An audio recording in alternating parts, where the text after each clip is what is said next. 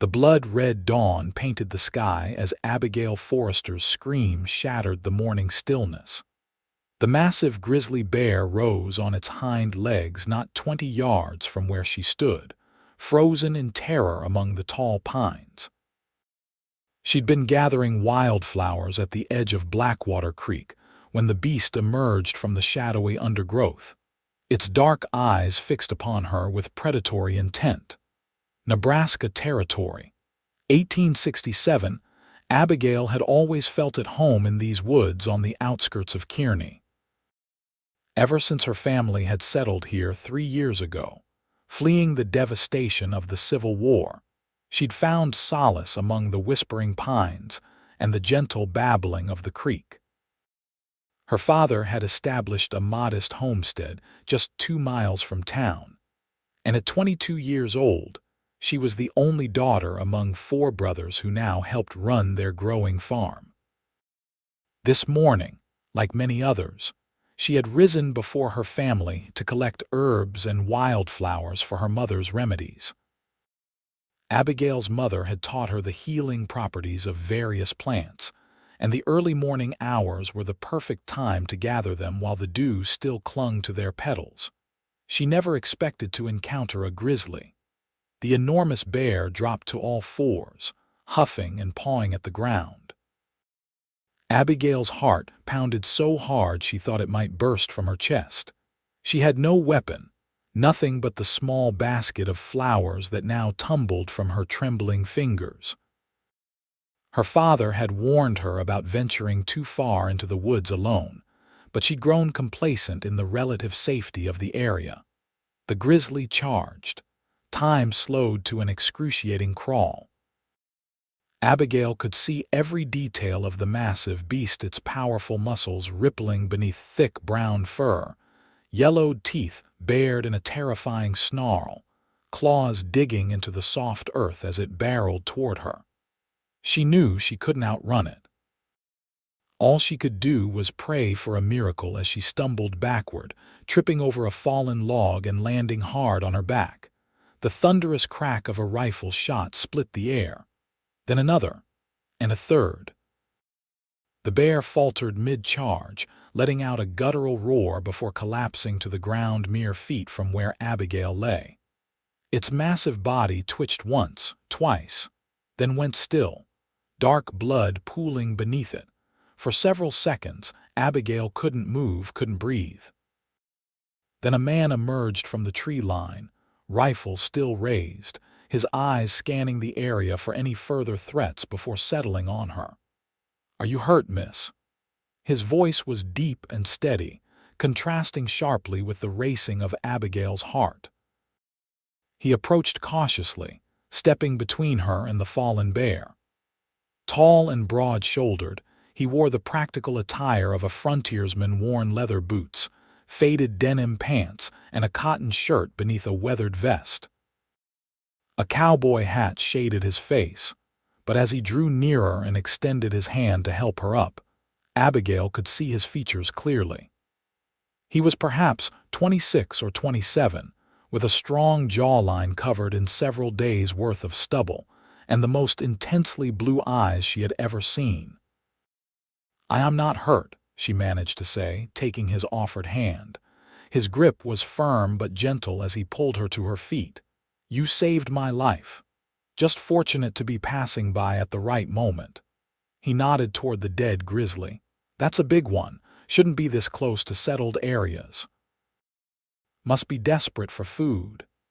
Abigail realized she was still clutching his hand and quickly released it, brushing dirt from her skirts with trembling fingers. "I'm Abigail Forrester," she said, trying to regain her composure. "My family's homestead is just beyond that ridge." "Adam Reynolds," he replied, tipping his hat. "Pleased to meet you, Miss Forrester, though I wish it were under better circumstances." Adam Reynolds. The name sounded vaguely familiar. Abigail had heard whispers in town about a skilled hunter who occasionally supplied meat to the general store and had a reputation for tracking troublesome predators that threatened livestock. "What brings you to these woods, Mr. Reynolds?" she asked, her voice steadier now. "Been tracking this bear for 3 days. It killed 2 calves at the Wilson Ranch and a milk cow at the Hendersons. Sheriff asked me to deal with it before it caused more trouble." He glanced at her basket of scattered wildflowers. "You're a fair piece from home to be gathering flowers." Heat rose to Abigail's cheeks. "They're herbs for my mother's remedies. Some only grow near the creek." Adam nodded but frowned slightly. "Might want to bring someone with you next time, or at least a rifle." "I've never needed one before," she replied, bristling slightly at his tone.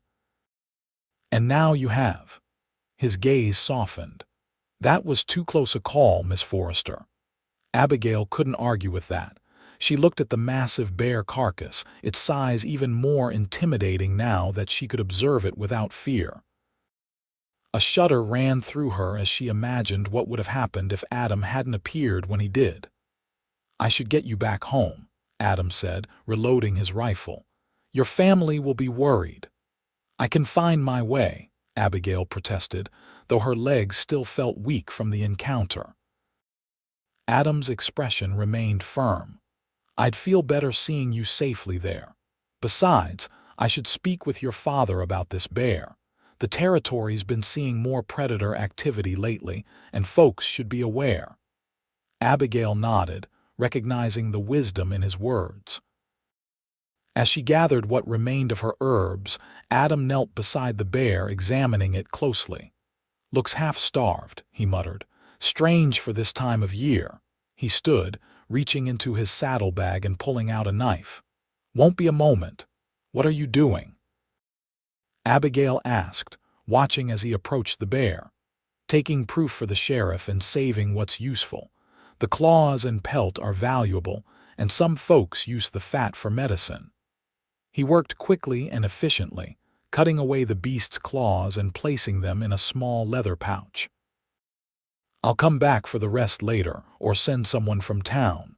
When he finished, Adam whistled softly, and a handsome chestnut gelding appeared through the trees, nickering softly at its master. Adam secured his rifle in its scabbard and mounted the horse with practiced ease. "Can you ride?" he asked, extending his hand down to Abigail. She hesitated.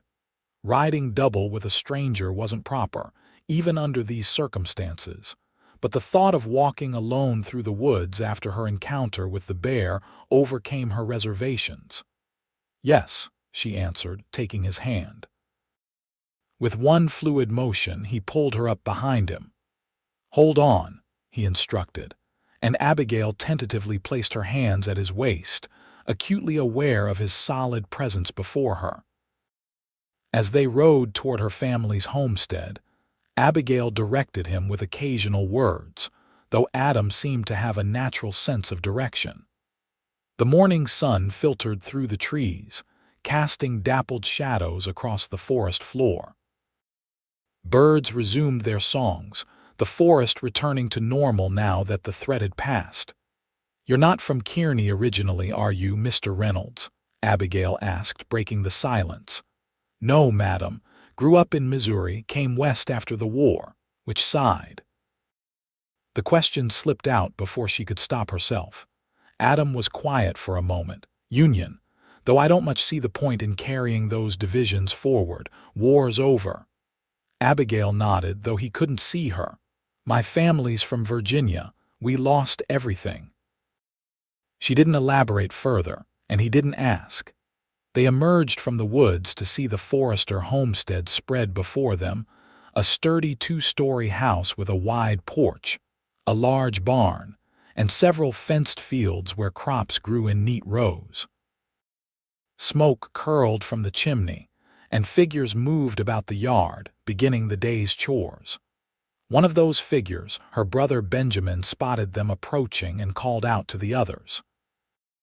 By the time Adam brought his horse to a halt in the yard, Abigail's entire family had gathered, their faces etched with concern. Abigail Elizabeth Forrester. Her mother rushed forward, gray streaking her dark hair pulled back in a tight bun. "Where have you been? And who is this man?" "Mother, this is Mr. Adam Reynolds," Abigail explained as Adam helped her dismount. "He saved my life this morning. There was a grizzly bear in the woods near Blackwater Creek." Her father stepped forward, his weathered face grave beneath his graying beard. "A grizzly? This close?" "Yes, sir," Adam replied, removing his hat respectfully.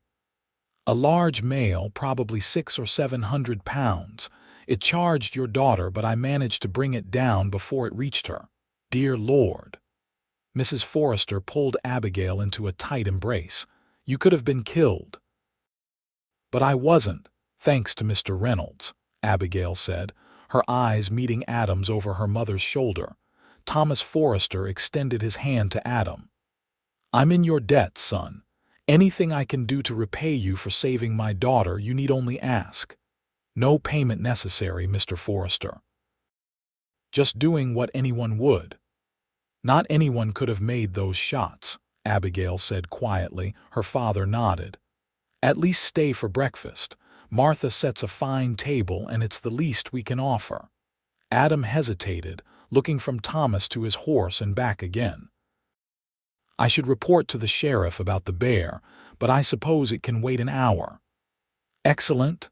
Thomas clapped his hands together.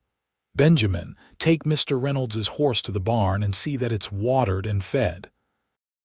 As her 17-year-old brother led the chestnut away, Abigail's mother ushered everyone toward the house. "Come along, then.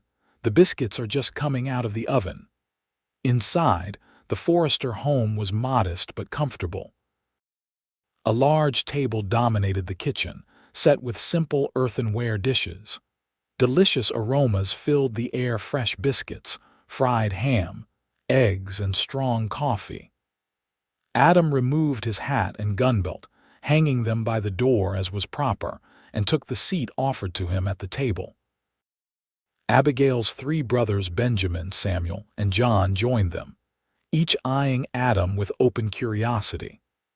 At 19, Samuel was closest to Abigail in age, while John, the eldest at 25, had recently married a local girl and built a small cabin on the far side of the Forrester property. "So, Mr. Reynolds," Thomas began as Martha served heaping plates of food, "what brings you to Kearney?" "Work, mostly," Adam replied. "I do some hunting, tracking, scouting for settlers, wherever skills with a rifle are needed." "He was tracking the bear that attacked me," Abigail added. "It had been killing livestock at neighboring farms." "Well, we've lost a few chickens recently," John said, "but nothing larger." Adam nodded thoughtfully. "Bears don't usually come this close to settlements unless they're desperate or sick." "This one looked half-starved, which is unusual for summer. Might be worth keeping your livestock closer to the buildings for a while, just in case there are others." "Sound advice," Thomas agreed. "How long have you been in these parts, Mr. Reynolds?" "About 8 months, sir." "I've been moving around the territory for a few years." The conversation continued pleasantly through breakfast, with Adam answering questions about his experiences in the West. Abigail noticed that he spoke little about his past before coming to Nebraska, deftly steering questions away from the war or his family. She found herself watching him more closely than was perhaps proper, intrigued by this quiet, capable man who had appeared so suddenly in her life. When breakfast concluded, Adam helped carry the dishes to the wash basin despite Martha's protests that it wasn't necessary. "Least I can do for such a fine meal, Mrs. Forrester," he insisted.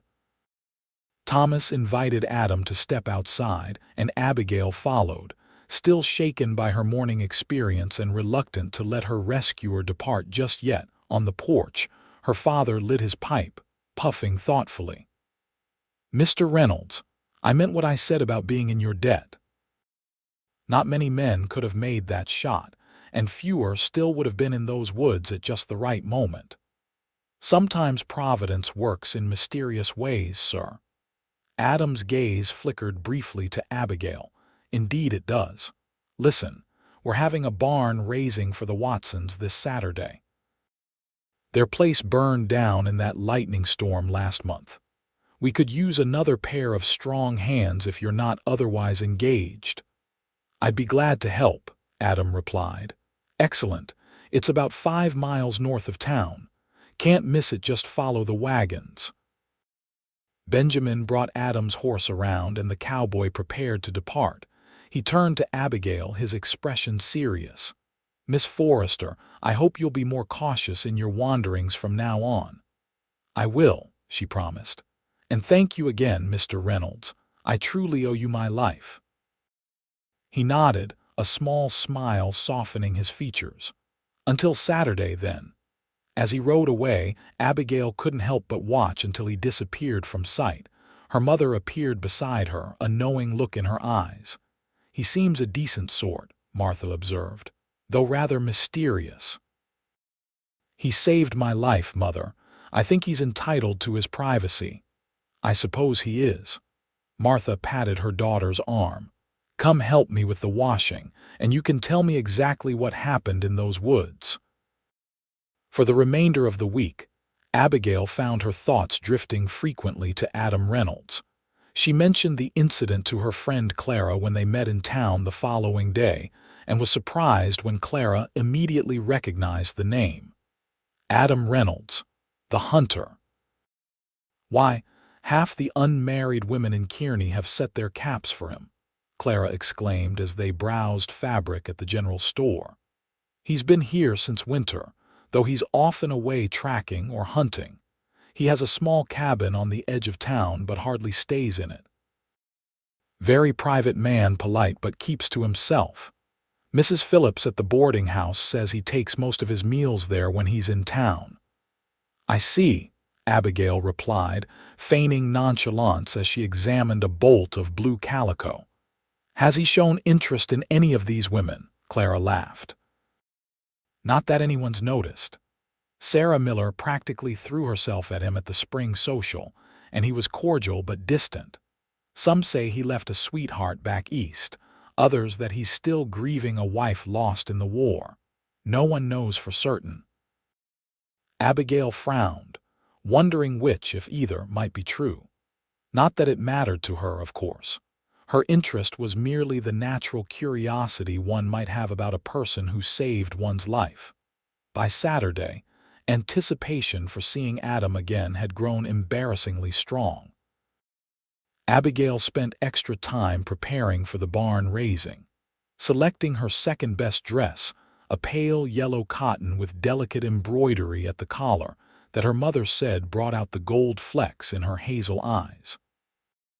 She pinned her chestnut hair more carefully than usual, allowing a few soft curls to frame her face while the rest was secured at the nape of her neck. "You look very nice," her mother commented as they loaded pies and bread into the wagon. "Any particular reason?" "Just being respectful to the Watsons," Abigail replied, avoiding her mother's knowing gaze. The Watson property was bustling with activity when they arrived.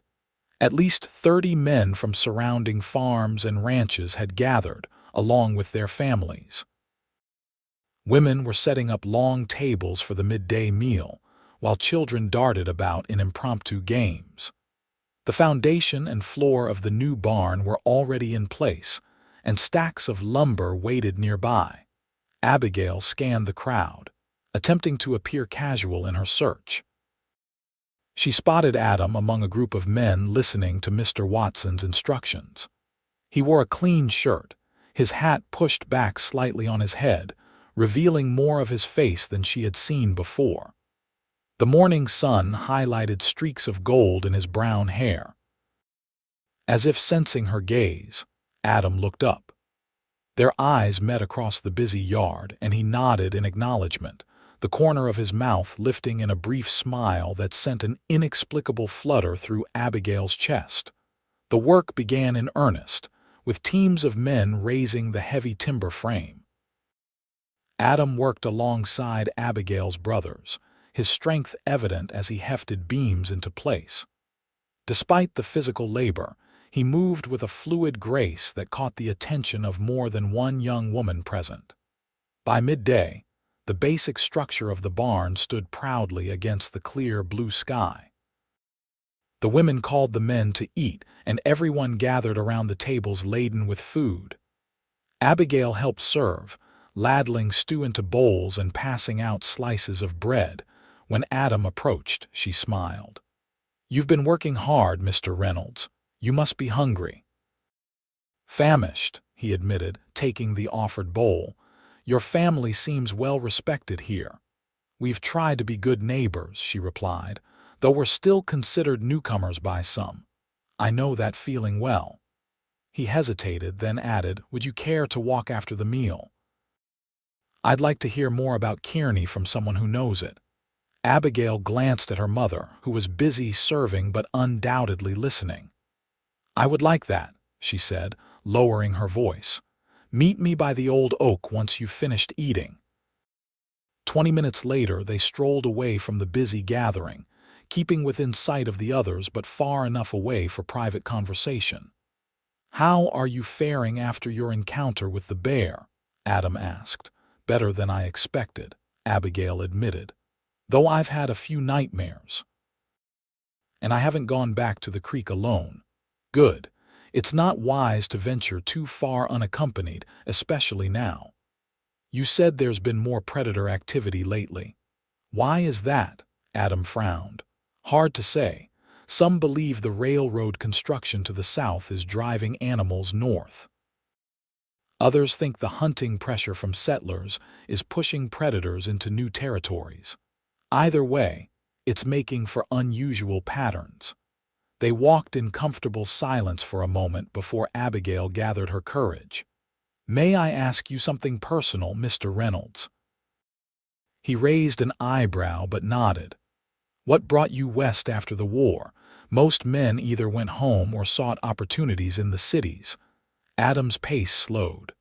"I didn't have much to go back to.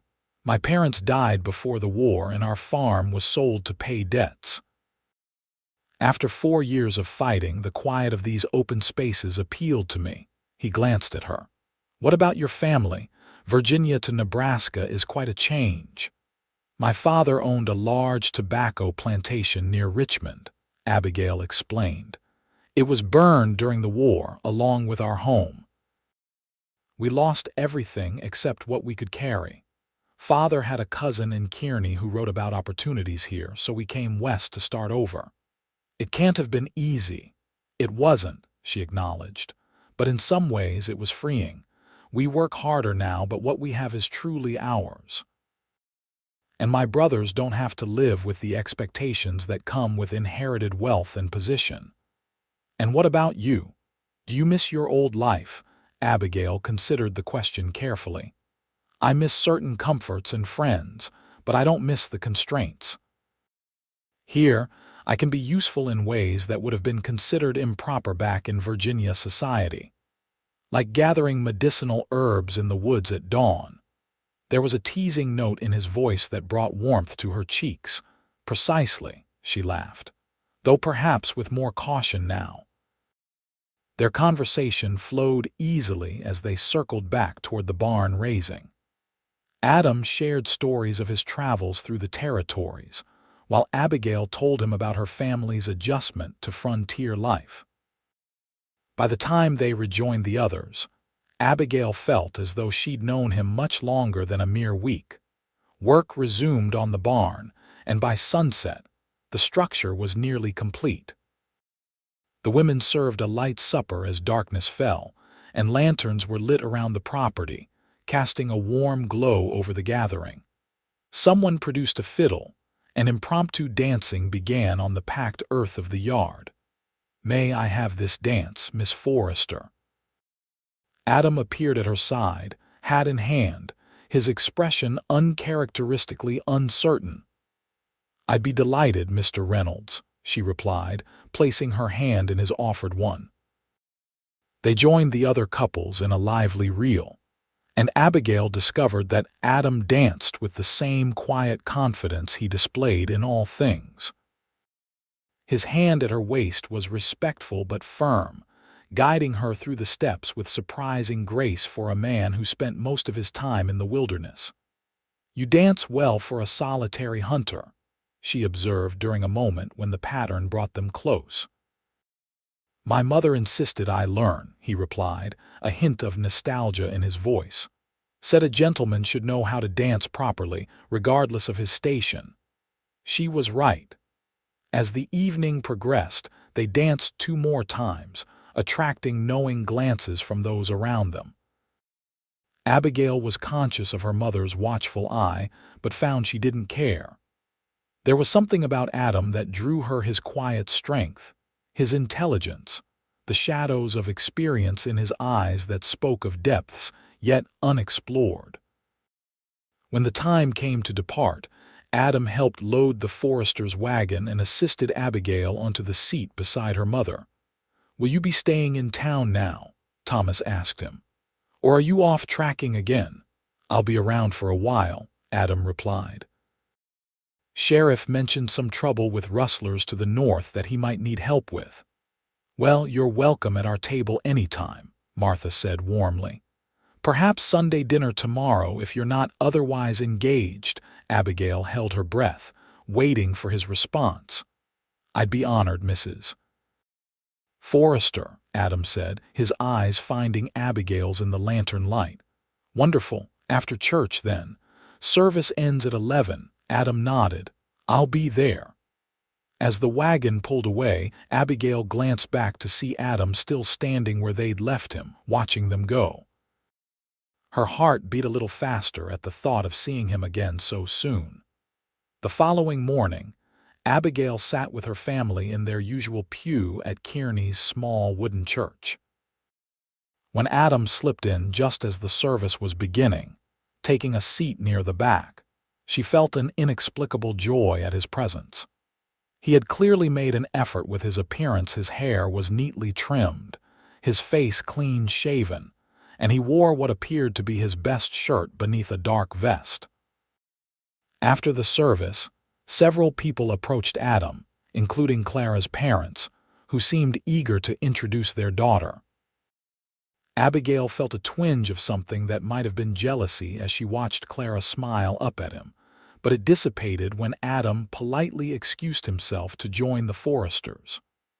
"Quite a turnout today," Thomas commented as they walked toward their wagon.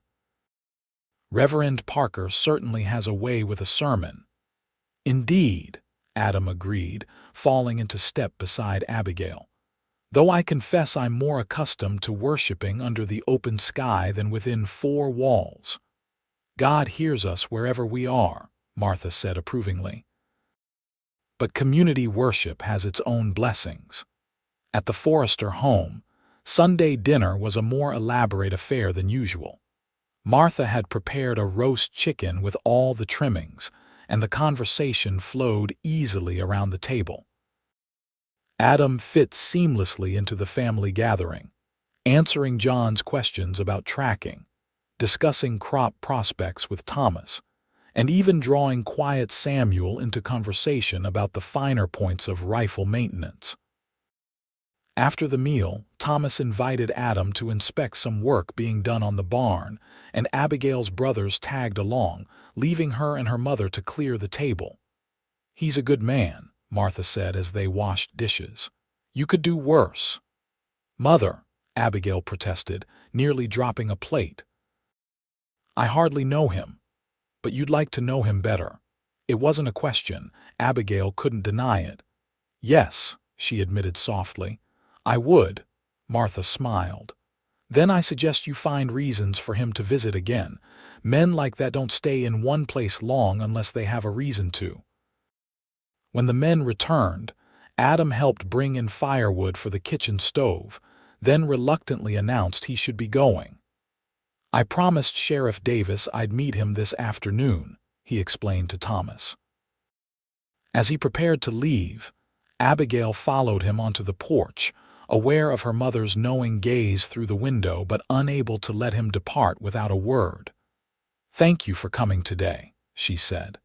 "It meant a great deal to my parents." "The pleasure was mine," Adam replied, turning to face her. In the clear afternoon light, his blue eyes were even more striking. "Your family is easy to be around. Reminds me of what I once had. You're welcome here anytime, Abigail said, meaning it deeply. Adam studied her face for a long moment. Miss Forrester, Abigail, would you permit me to call on you properly? Perhaps next Sunday after church, her heart leaped. I would like that very much, Mr. Reynolds. Adam, please. If we're to be friends, I'd prefer you use my given name. Adam, she repeated, the name feeling right on her lips. He smiled a genuine, warm smile that transformed his usually serious face. Until next Sunday, then. As he rode away, Abigail hugged her arms around herself, already counting the days until she would see him again. But she didn't have to wait until Sunday. On Wednesday morning, Adam appeared at the Forrester farm with the sheriff and 3 other men. Miss Forrester, he greeted her formally, conscious of the other men present. Is your father at home? In the fields with my brothers, she replied, wiping flour from her hands on her apron. Is something wrong? Sheriff Davis, a stocky man with an impressive mustache, stepped forward. Nothing to worry about, Miss Forrester. Just need to speak with your pa about some tracks we found on the north side of your property. Thomas was summoned from the fields, and the men gathered in the yard, speaking in low, serious tones. Abigail moved to the open kitchen window where she could hear parts of their conversation. Cattle missing from the Carson place, the sheriff was saying. Found signs that they were driven across the corner of your land, Thomas. Nothing to do with you, of course, but Reynolds here thinks the rustlers might be using that old line shack in the hills as a base. Wouldn't surprise me, her father replied.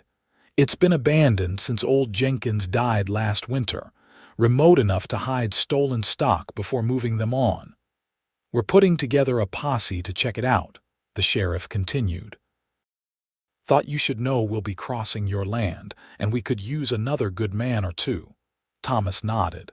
John and I will join you. Benjamin's old enough to handle things here for a day. The men arranged to meet at dawn the following day.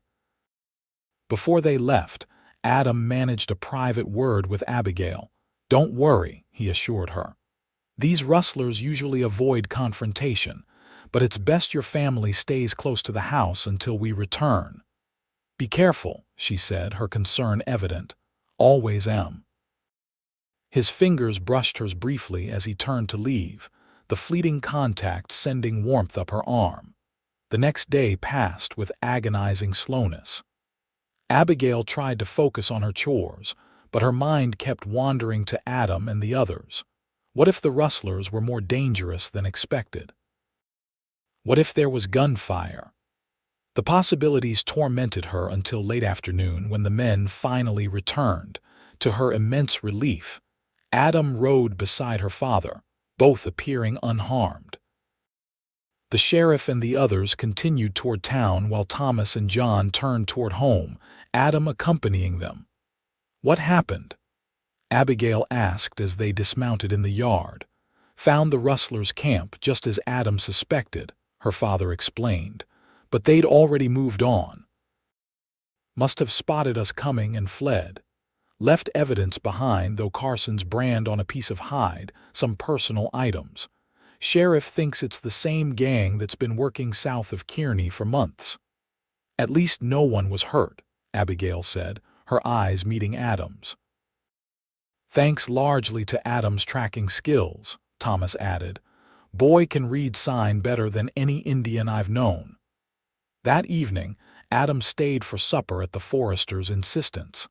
As they ate, he explained more about the rustlers and their methods. They're smart, he told them. They take just a few head from different ranches, making it hard to notice right away. By the time someone realizes their cattle are missing, the trail's cold. Will they come back? Martha asked, concern evident in her voice. Doubtful, Adam replied. They know we're watching now. They'll likely move to another area. But it wouldn't hurt to keep an eye out for strangers or unusual activity. After the meal, Thomas invited Adam to the porch for a pipe, and Abigail seized the opportunity to join them once the dishes were done. The three sat in comfortable conversation as the sun set, painting the prairie in hues of gold and purple. When Adam finally rose to leave, Thomas excused himself with a knowing glance at his daughter, muttering something about checking on the livestock before bed. In the gathering dusk, Abigail found herself alone with Adam for the first time since the barn raising. "You still planning to call on Sunday?" she asked, suddenly shy. "Wild horses couldn't keep me away," he replied, his voice soft in the twilight. "Though I hope you won't mind if I stop by before then.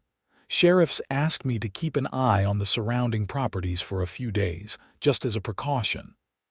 "I wouldn't mind at all," Abigail said, unable to hide her pleasure at the thought. Adam took a step closer, his expression serious. "Abigail, I should be honest with you. I'm not a man of means or position. What I do tracking, hunting, it's not a settled life. It's not what most women would want." "I'm not most women," she replied simply. "And settled doesn't always mean safe or happy. We had that in Virginia and it all burned to ash." In the fading light, Adam's eyes searched hers. "No, you certainly aren't most women." There was admiration in his voice that made her heart beat faster. He left shortly after, promising to return the following day. Abigail watched him ride away, a curious mixture of anticipation and contentment settling over her. When she turned to go inside, she found her mother standing in the doorway, a knowing smile on her face. "Not a word, Mother," Abigail warned, but couldn't help returning the smile. True to his word, Adam appeared the next day around noon, ostensibly to check on the property but spending much of his time helping Thomas and the boys repair a section of fence. He joined them for the midday meal, then rode the perimeter of the Forrester land, before departing with a promise to return the following day. This pattern continued for the remainder of the week. Each day, Adam would arrive, assist with whatever work needed doing, share a meal with the family, and patrol the surrounding area before leaving. With each visit, he and Abigail found moments to talk privately about their pasts, their hopes, their observations of life on the frontier. By the time Sunday arrived, Abigail felt she knew Adam better than any man outside her family. She took extra care with her appearance that morning, wearing her best dress, a deep blue that complemented her fair skin, and arranging her hair in an elegant style she rarely bothered with for regular church services. Adam was waiting outside the church when the Forresters arrived, looking more handsome than ever in a clean, dark suit that Abigail suspected he rarely wore. He greeted her parents respectfully, but saved his warmest smile for her. After the service, he formally asked Thomas's permission to take Abigail for a buggy ride, which her father granted with poorly concealed approval. Adam had borrowed a smart buggy and a pair of well-matched bays from the livery stable in town, impressing even John, who was notoriously critical of horseflesh. As they drove away from the church, Abigail felt the curious eyes of the congregation following them. By evening, the entire town would know that Adam Reynolds was courting Abigail Forrester. "Where are we going?" she asked as they left Kearney behind. "There's a spot by the river I thought you might enjoy," Adam replied, "if that's agreeable to you." Abigail nodded, content to be in his company regardless of the destination. They traveled for about half an hour, following the winding course of the Platte River, until Adam guided the horses down a small track that led to a clearing by the water's edge. Here, tall cottonwoods provided shade, and the river flowed gently, creating a peaceful spot sheltered from view of the main road. Adam helped her down from the buggy, his hands lingering at her waist a moment longer than strictly necessary. He spread a blanket on the grass and produced a basket containing bread, cheese, cold chicken, and a bottle of cider, a simple but thoughtful picnic. As they ate, Abigail found herself studying Adam's profile against the backdrop of the river. There was a quiet strength about him that she found immensely appealing, a confidence born of self-reliance and tested by hardship. "What are you thinking?" he asked, catching her gaze. "That I'm glad the bear found me that day," she admitted. "Or rather, that you found the bear." Adam smiled. "I've tracked many dangerous creatures, but never have I been so grateful to find one as I was that morning." "Why did you ask to call on me?" The question had been on her mind all week. "There are plenty of eligible women in Kearney, many from more prosperous families." "Because none of them look at the world the way you do," he replied without hesitation. "None of them understand what it means to lose everything and build again from nothing. None of them would venture alone into the woods at dawn for medicinal herbs." He paused, his blue eyes holding hers. "And none of them make my heart beat faster just by walking into a room." Abigail's breath caught at the simple honesty of his words. "Adam." He moved closer, his hand covering hers on the blanket. "I don't have much to offer, Abigail. I've been a wanderer since the war ended. But since meeting you, I've started to think about putting down roots." "Is that what you want?" she asked softly. "If those roots could grow alongside yours." His voice was low, sincere. "I've never met anyone like you, someone who faces life's challenges with such grace and courage. Someone who makes me want to be better than I am." Abigail turned her hand beneath his, intertwining their fingers. "I think you're already a good man, Adam Reynolds." The air between them seemed to thicken with unspoken emotion. Adam leaned forward slowly, giving her time to pull away if she wished. But Abigail remained still, her heart pounding as his lips met hers in a gentle, questioning kiss. It was brief, proper, even by the strictest standards, but it sealed something between them, a promise of possibilities to come. When Adam pulled back, his expression was a mixture of wonder and tenderness that made Abigail feel both vulnerable and powerful at once. "I should get you home," he said reluctantly, though they both knew it was still early. "Not just yet," Abigail replied, surprising herself with her boldness. "Tell me more about what putting down roots might look like." They spent another hour by the river, discussing dreams they'd barely acknowledged to themselves, let alone others.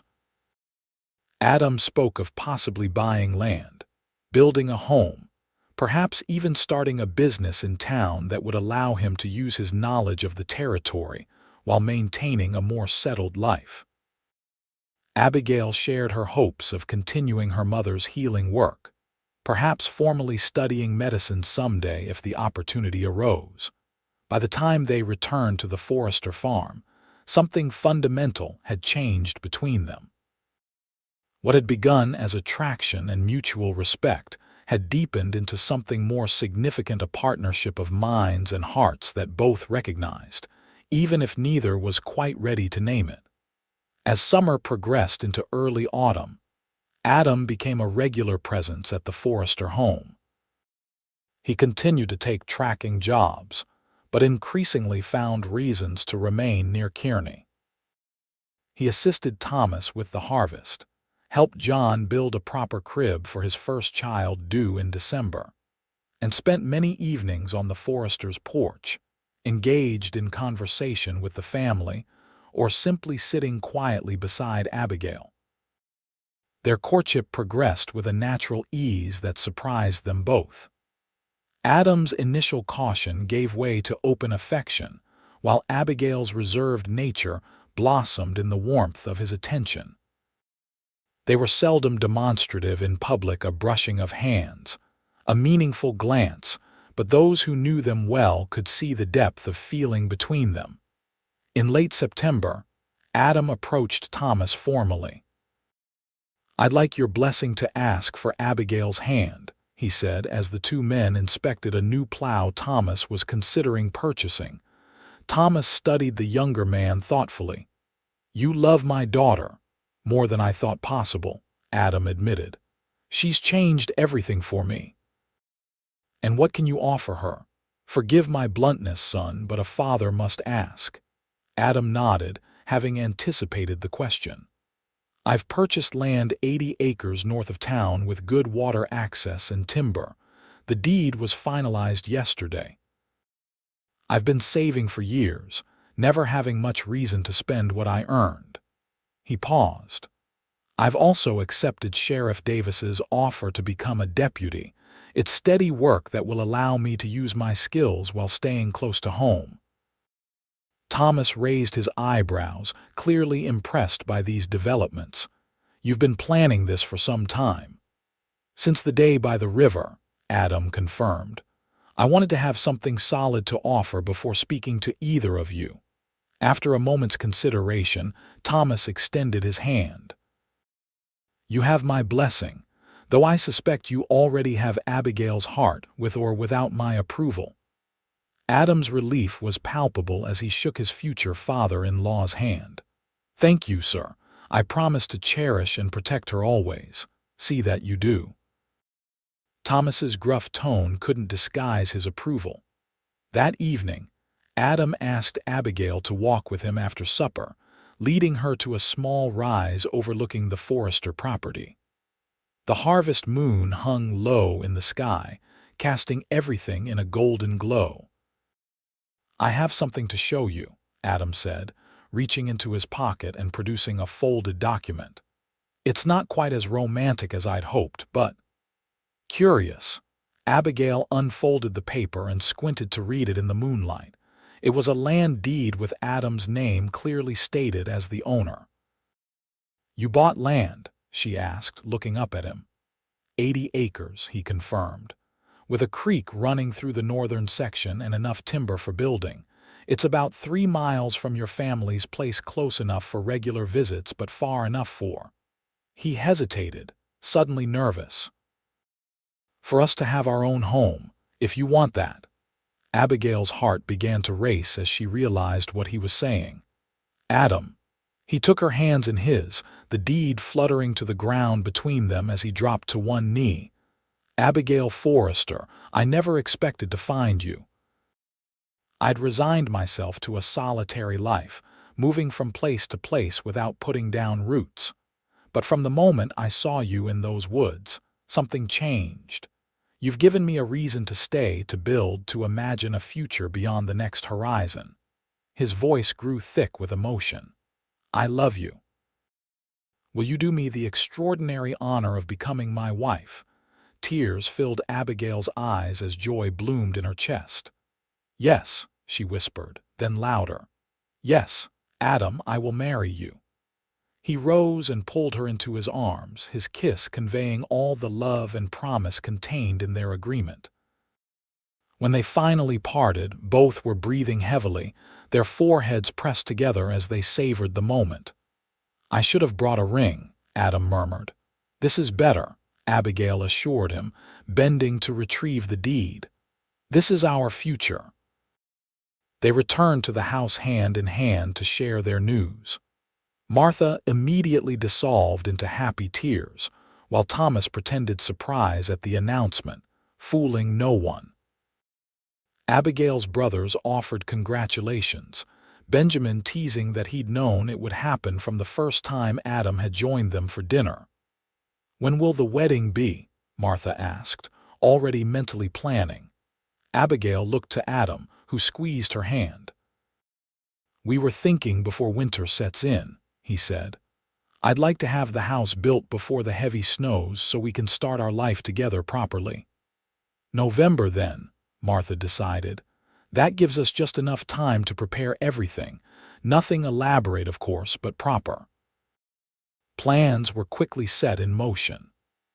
Adam began work on their house the very next day, enlisting help from the Forrester men and neighbors, who remembered his contribution to the Watson barn raising.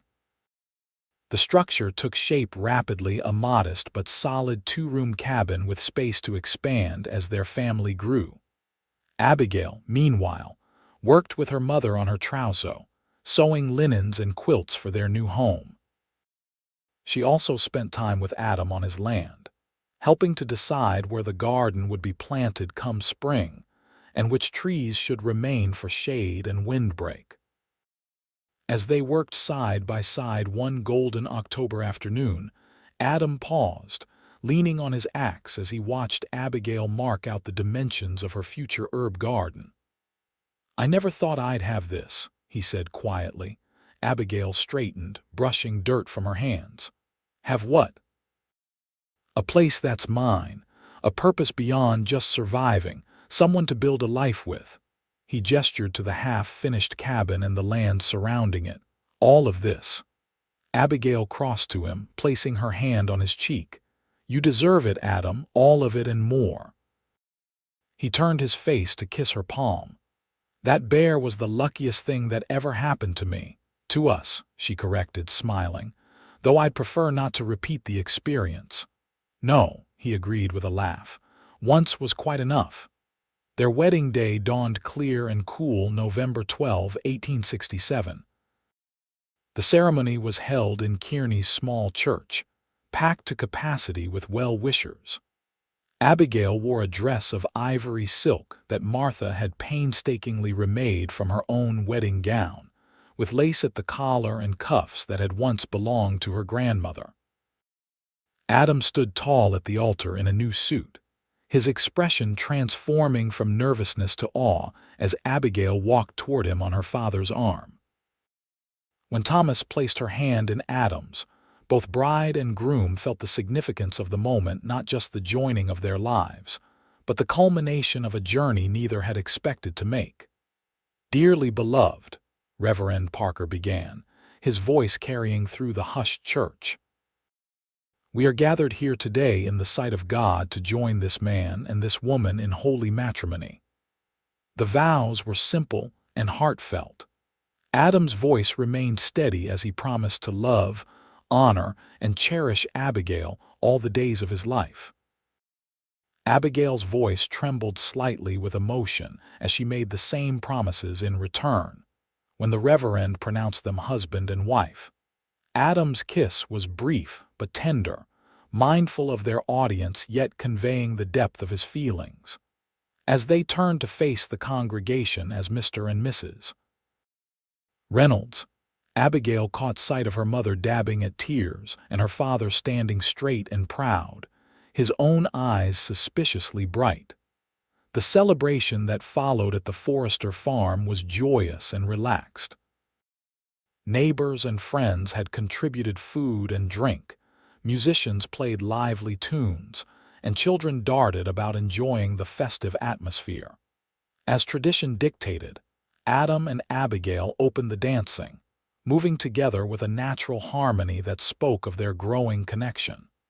"Happy, Mrs. Reynolds," Adam murmured as they circled the floor. "Completely, Mr. Reynolds," she replied, her smile radiant. As evening fell, they departed for their new home amid cheers and well wishes. Adam had insisted on finishing the house himself in the final weeks, keeping Abigail away for the last few days to prepare a surprise. As they approached on horseback, she could see a warm glow emanating from the windows. Adam helped her down at the door, then swept her into his arms to carry her across the threshold. Inside, Abigail gasped with delight. The cabin was simply but thoughtfully furnished with pieces Adam had either made or purchased from town. A cheerful fire burned in the hearth, and the table was set with the dishes her parents had given them as a wedding gift.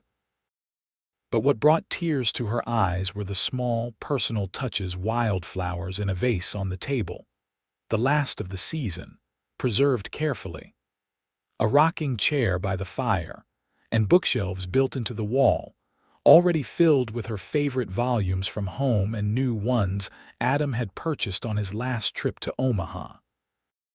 "Do you like it?" he asked, watching her face anxiously as she explored their home. "It's perfect," she whispered, turning to embrace him. "Absolutely perfect."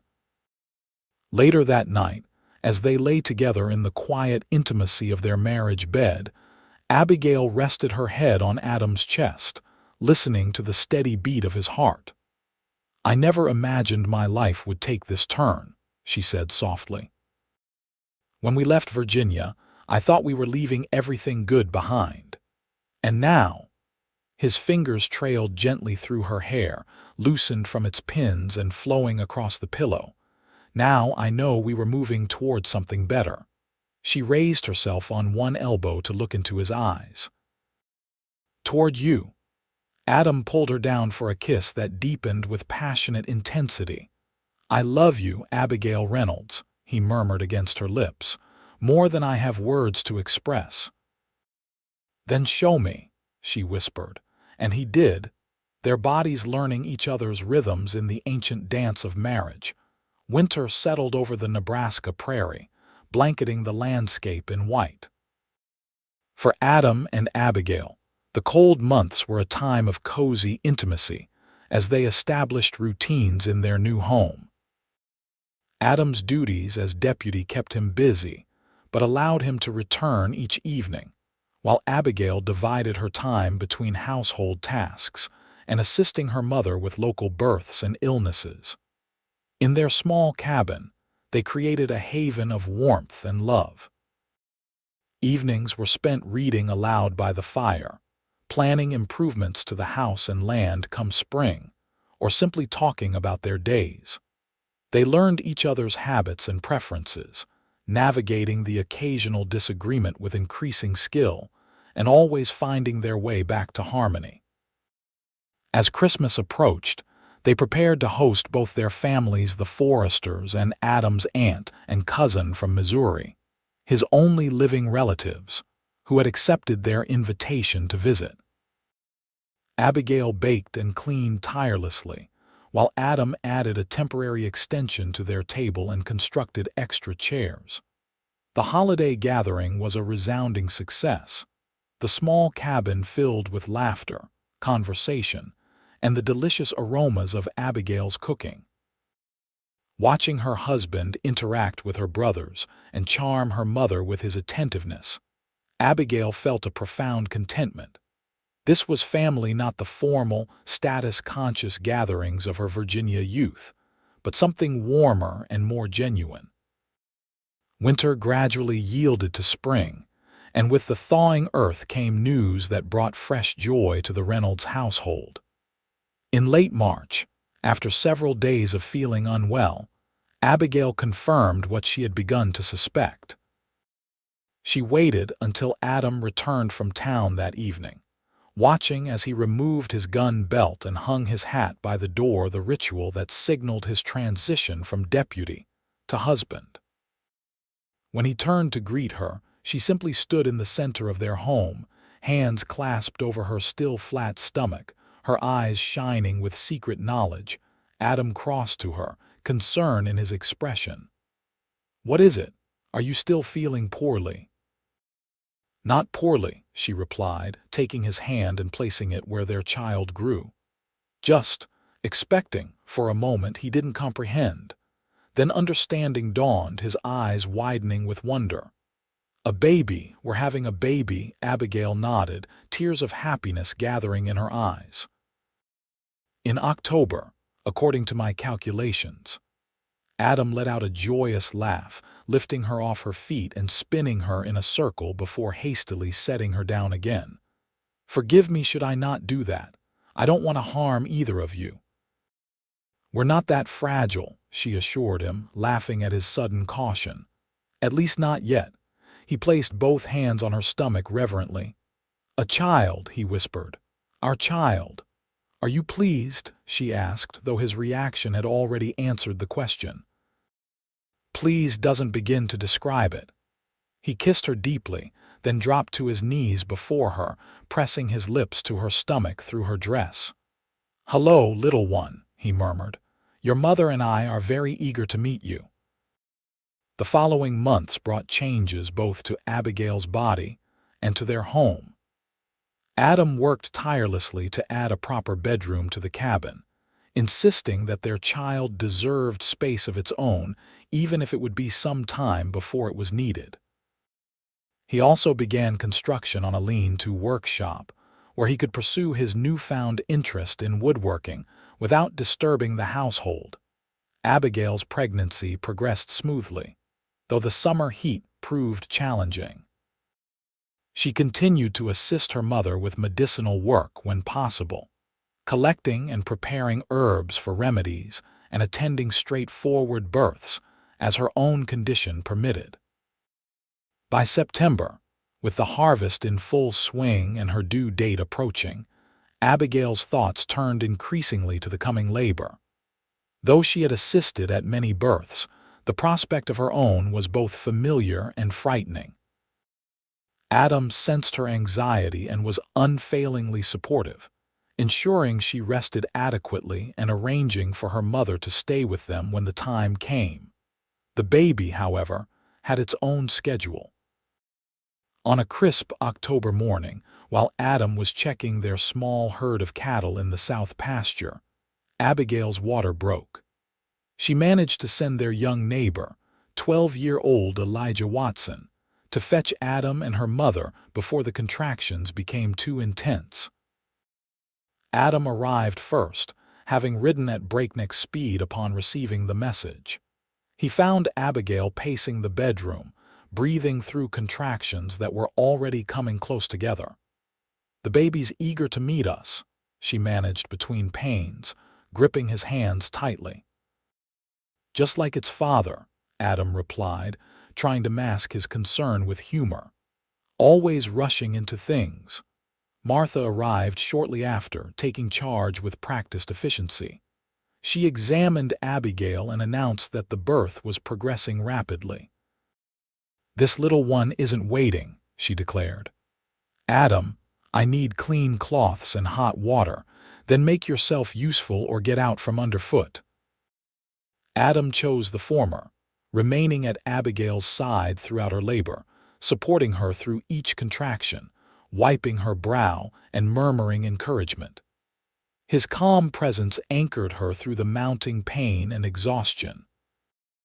As sunset painted the sky outside their window, Abigail gave a final, powerful push, and their son entered the world with a lusty cry that immediately brought tears to both parents' eyes. "A boy," Martha exclaimed, quickly cleaning and swaddling the infant before placing him on Abigail's chest. "A fine, healthy boy." Abigail gazed down at the tiny, red-faced bundle, overwhelmed by a love so intense it took her breath away. "Hello, little one," she whispered. "We've been waiting for you." Adam sat beside them on the bed, one arm around his wife, the other hand gently touching his son's dark hair. "He's perfect," he said, his voice thick with emotion. "Absolutely perfect."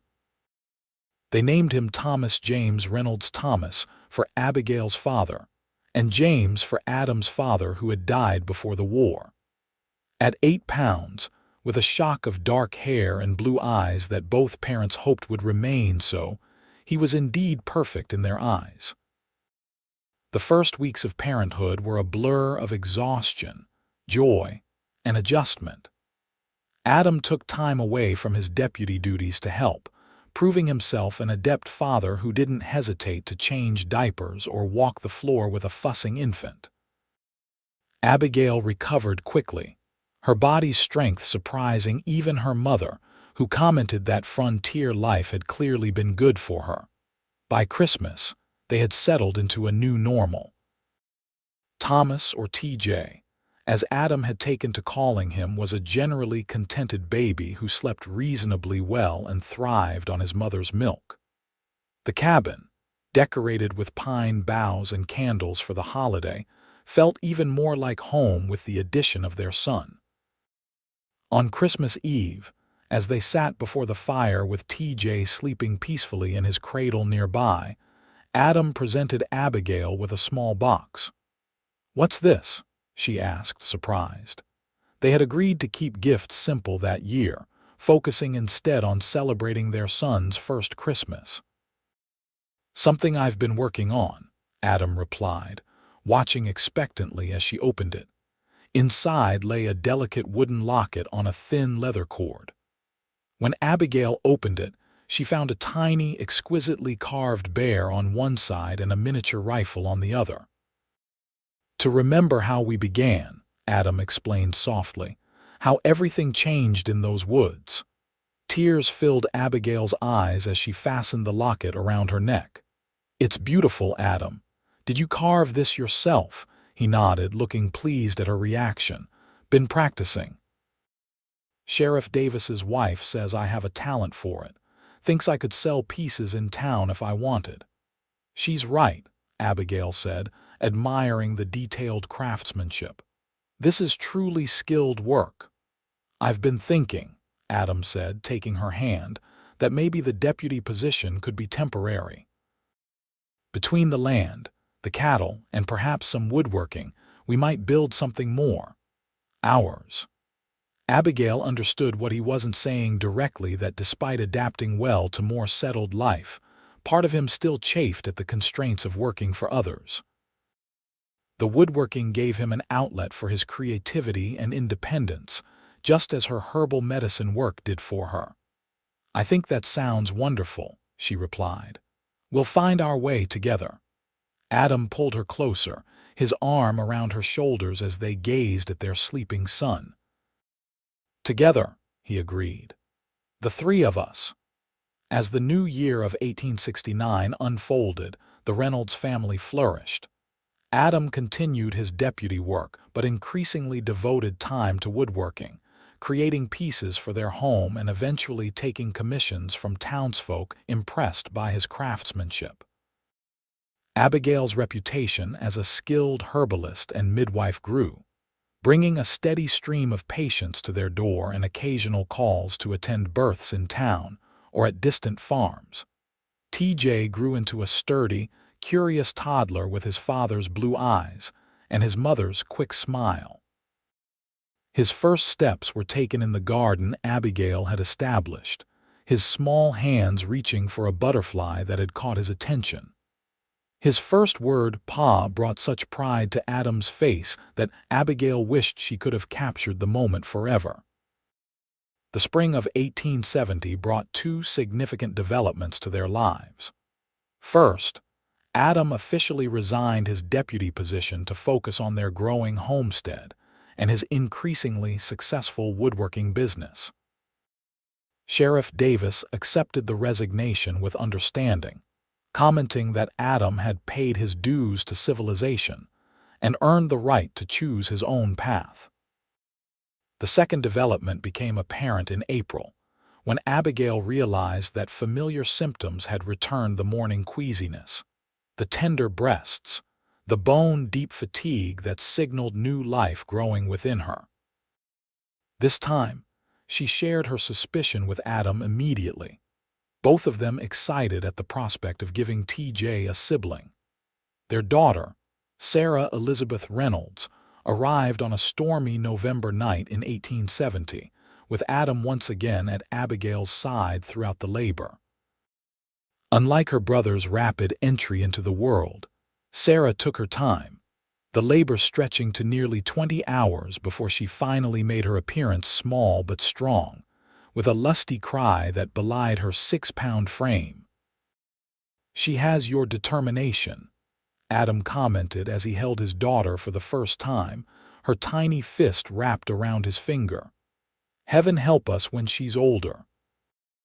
Life with two young children was busy and occasionally chaotic, but Adam and Abigail navigated it with the same partnership that characterized all aspects of their marriage. They expanded the cabin again, adding a proper kitchen and a second bedroom for the children. Adam built a workshop separate from the house, where he created increasingly complex and beautiful pieces: furniture, decorative items, and even toys for the children. By 1872, the Reynolds homestead had grown to include a small but productive orchard, an expanded cattle herd, and a vegetable garden that provided much of their food. Abigail's herbal practice had grown to the point where she had a dedicated space for seeing patients and preparing remedies, while Adam's woodworking pieces were now sold as far away as Omaha. On a warm September afternoon, as they watched 3-year-old TJ and nearly 2-year-old Sarah playing in the yard, Adam slipped his arm around Abigail's waist. "You ever think about that day in the woods?" he asked.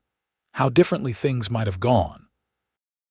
Abigail leaned into his embrace, her hand unconsciously touching the wooden locket she still wore. "Sometimes, but I prefer to think about how right everything has turned out." Adam pressed a kiss to her temple. "5 years ago, I was a drifter with no home and no purpose beyond the next job. Now look at us. A family," Abigail said softly, watching their children. "A home, a life we've built together. And it all started with a bear," Adam mused. "Strangest blessing I've ever received." Abigail turned in his arms to face him. "I wouldn't change a moment of it, not one moment." As the sun began to set over their land, painting the sky in hues of gold and crimson, Adam Reynolds held his wife close, their children's laughter a sweet accompaniment to the whisper of prairie grass and the distant call of birds returning home for the night. From an unexpected encounter in the woods had grown a love that sustained them both, a family that fulfilled them, and a future brighter than either could have imagined. In this quiet moment, surrounded by the life they had created together, both knew with absolute certainty that sometimes the greatest dangers could lead to the most precious rewards, if one had the courage to face them and the wisdom to recognize the gifts they brought.